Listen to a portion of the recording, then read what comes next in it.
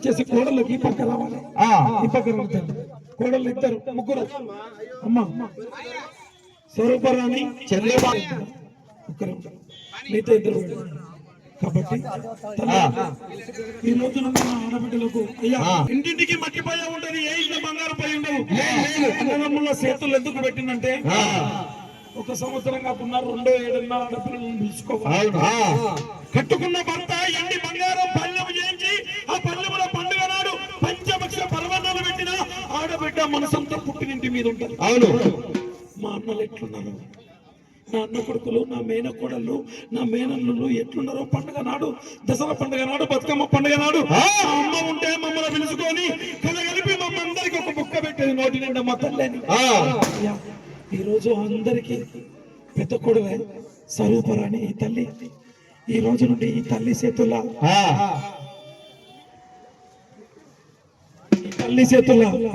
ఇగో ఈ ఆడపిల్లలు పెడుతున్నా. నీ అక్క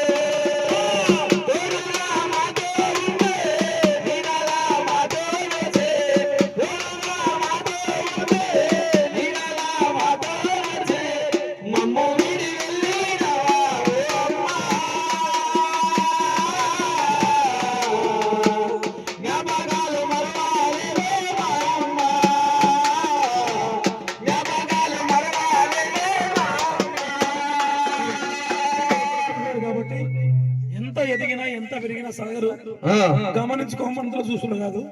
ఎంత ఎదిగినా ఎంత పెరిగినా ఆస్తి ఐశ్వర్యము ఉన్నా భోగ భాగ్యాలు ఉన్నా